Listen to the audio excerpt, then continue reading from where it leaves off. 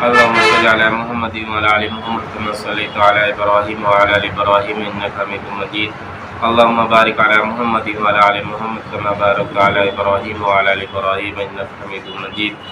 یہ 7ویں فصل ہے فضائل صدقات میں اللہ کے راستے میں خرچ کرنے والوں کے بیان ہے. اس میں اللہ پاک ہمیں اپنے راستے میں خرچ کرنے کی توفیق عطا فرمائے. جو میں پڑھوں مجھے بھی اور جو بھی سنے اللہ پڑھنے اور سننے والوں دونوں کو جو ہے عمل کرنے کی توفیق عطا فرمائے. بسم اللہ الرحمن الرحیم. اور عبداللہ بن عباس رضی اللہ عنہ فرماتے ہیں کہ ایک شخص کے مکان میں ایک کھجور کا درخت کھڑا تھا جس کے شاخ پڑوسی کے مکان پر بھی لٹک رہی تھی. وہ پڑوسی غریب آدمی تھا. جب یہ شخص اپنے درخت کو کھجور توڑنے کے لیے چڑھتا تو حرکت سے کچھ کھجوریں پڑوسی کے مکان میں بھی گر جایا کرتی جن کو اس کے غریب بچے اٹھا لیا کرتے. یہ شخص درخت پر سے اترتا اور پڑوسی کے مکان پر جا کر بچوں کے ہاتھ میں سے کھجوریں چھین لیتا، حتیٰ کہ ان کے منہ میں سے بھی انگلی ڈال کر نکال لیا کرتا. اس فقیر نے حضور صلی اللہ علیہ وسلم سے اس کی شکایت کی. حضور صلی اللہ علیہ وسلم نے سن کر فرمایا کہ اچھا جاؤ. اس کے بعد کھجور کے مالک سے حضور صلی اللہ علیہ وسلم نے فرمایا کہ تمہارا فلاں کھجور کا درخت جو فلاں شخص کے گھر میں جھک رہا ہے وہ تم مجھے اس وعدے پر دے دیتے ہو کہ تمہیں اس کے بدلے میں جنت میں کھجور کا درخت مل جائے. اس نے عرض کیا کہ حضور صلی اللہ علیہ وسلم اس کے اور لوگ بھی خریدار ہوئے اور میرے پاس اور بھی درخت تھے مگر اس کی کھجوریں مجھے بہت پسند ہے اس لیے میں نے فروخت نہیں کیا. اور یہ کہہ کر اس کے دینے سے عذر کر دیا. مالک تو بہرحال وہی تھا. حضور صلی اللہ علیہ وسلم نے یہ سن کر سکوت فرمایا. ایک تیسرے صاحب بھی اس گفتگو کو سن رہے تھے، یعنی ایک صحابی وہاں پر بیٹھے تھے، وہ اس گفتگو کو سن رہے تھے. اور یہ جس نے منع کیا تھا یہ منافق تھا. اگر مسلمان ہوتا تو وہ منع نہیں کرتا. حضور صلی اللہ علیہ وسلم نے فرمایا سن رہے تھے. انہوں نے اس کے جانے کے بعد حضور صلی اللہ علیہ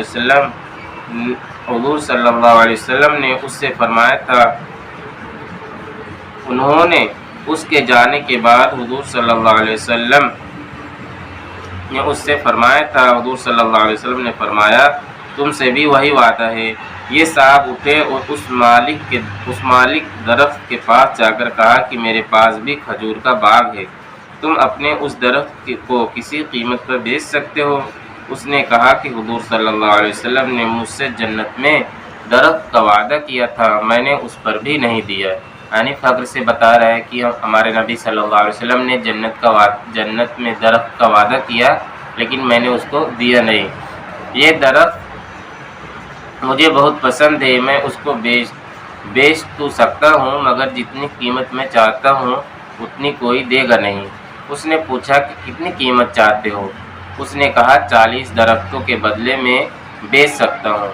اس شخص نے کہا ایک ٹیڑھے درخت کی قیمت 40 درخت بہت زیادہ ہے. اچھا اگر میں 40 درخت اس کے بدلے میں دے دوں تو بیچ دے گا؟ صاحب درخت نے کہا کہ اگر تو اپنی بات میں سچا ہے تو قسم کھا کے میں نے 40 درخت ایک درخت کے بدلے میں دے دیے. ان صاحب نے قسم کھا لی کہ میں نے 40 درخت اس ٹیڑھے درخت کے بدلے میں دے دیے.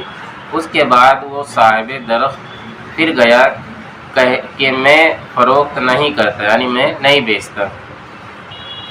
ان صاحب نے کہا کہ اب تو ہرگز انکار نہیں کر سکتا، تیرے کہنے پر میں نے قسم کھائی ہے. اس نے کہا اچھا اس شرط پر کہ سب کے سب ایک ہی جگہ ہوں.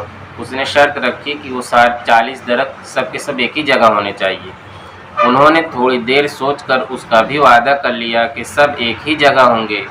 بات پختہ کر کے یہ حضور صلی اللہ علیہ وسلم کی خدمت میں حاضر ہوئے کہ حضور صلی اللہ علیہ وسلم وہ درخت میں نے خرید لیا.